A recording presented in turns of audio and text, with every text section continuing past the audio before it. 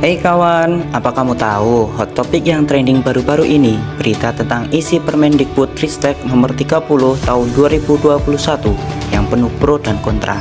Jadi, kabar berita tentang Permendikbudristek ini mengguncang tanah air.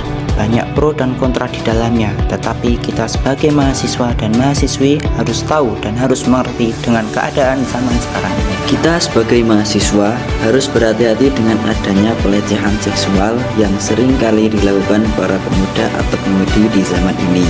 Perkenalkan, nama saya Muhammad Muhyiddin dan rekan saya Rasna Kafayuha ingin menjelaskan sedikit dari permasalahan yang sedang terjadi. Peraturan Menteri Pendidikan Kebudayaan Riset dan Teknologi atau bisa disebut Permendikbudristek nomor 30 tahun 2021 tentang pencegahan dan penanganan kekerasan seksual di perguruan tinggi ramai ditanggapi oleh sejumlah kalangan. Karena Permendikbudristek ini dinilai sangat progresif dalam hal pencegahan dan penanganan kekerasan seksual yang berperspektif korban, salah satunya karena mengatur soal konsep atau persetujuan. Menurut pegiat hak asasi yang memiliki aspek pencegahan dan pengamanan yang berpihak pada korban, Permendikbud RI nomor 30 tahun 2021 ini juga menuai kritikan beberapa kalangan. Ada yang menilai Permendikbudristek ini melegalkan seks bebas. Pasal 5 Permendikbudristek nomor 30 tahun 2021 menimbulkan makna legalisasi terhadap perbuatan asusila dan seks bebas berbasis persetujuan. Permendikbud nomor 30 tahun 2021 yang dianggap melegalkan zina langsung dibantah oleh PLT Dirjen Pendidikan Tinggi dan Distrik Nizam.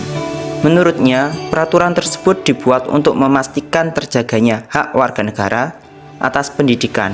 Pasalnya, timbul keresahan mahasiswa hingga dosen soal kekerasan seksual di perguruan tinggi. Isi Permendikbud nomor 30 tahun 2021 ini dapat mengarahkan pimpinan perguruan tinggi untuk memberikan pemulihan atas hak-hak civitas akademik yang menjadi korban kekerasan seksual. Tujuannya adalah supaya korban dapat kembali berkarya dan berkontribusi di kampus dengan lebih aman dan optimal. Akan tetapi, isi dari Permendikbud tersebut terdapat frase tanpa persetujuan korban atau tidak disetujui oleh korban. Tentunya, frase tersebut menimbulkan suatu kontroversi dan akan terjadi multitafsir atau penafsiran yang berbeda pada masyarakat secara umum. Jika kita artikan bahwa bahasa tersebut memiliki makna boleh dilakukan jika mendapat persetujuan dari korban. Hal itu tentu bertentangan dengan tujuan dari Permendikbud itu sendiri. Dalam Permendikbud seharusnya memberikan suatu kejelasan yang sebenar-benarnya dan adanya keterbukaan atas perencanaan Permendikbud tersebut. Hal tersebut tentu dilakukan dengan tujuan agar tidak ada kecurigaan masyarakat terhadap suatu aturan dan tidak adanya multitafsir terkait isi dari aturan tersebut. Ini sangat berbahaya dikarenakan standar perilaku yang demikian bukan berdasarkan nilai-nilai luhur bangsa kita sebagaimana tercermin dalam Sila, Pancasila, dan Konstitusi. Materi muatan dalam Permendikbudristek nomor 30 tahun 2021 oleh berbagai kalangan dinilai lebih bernuansa pemikiran liberal dan hedonis, yang tentunya bertentangan dengan nilai-nilai Pancasila sebagai ideologi dan falsafah bangsa Indonesia. Kita pun belum tahu kedepannya peraturan tersebut akan diresmikan atau tidak. Bila diresmikan, maka kami sebagai mahasiswa berintelektual berpendapat untuk menangani Permendikbud nomor 30 tahun 2021 dibentuk sebuah Satgas anti kekerasan seksual sebagai bentuk pengamalan sila kedua yang berbunyi kemanusiaan yang adil dan beradab.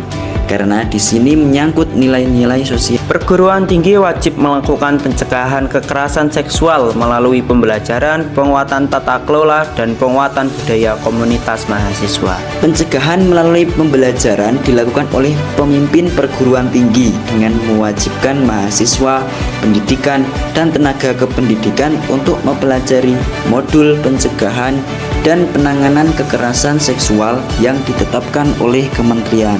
Pencegahan melalui penguatan budaya komunitas mahasiswa, pendidik, dan tenaga kependidikan dalam bentuk komunikasi, informasi, edukasi mengenai pencegahan dan penanganan kekerasan seksual di lingkungan perguruan tinggi.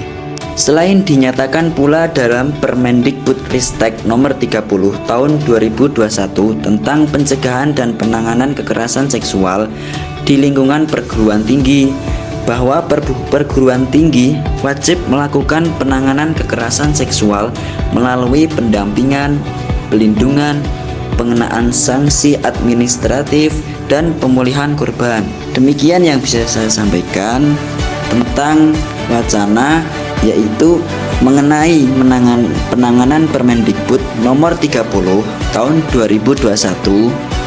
Mudah-mudahan apa yang kami sampaikan bermanfaat bagi kalian semua.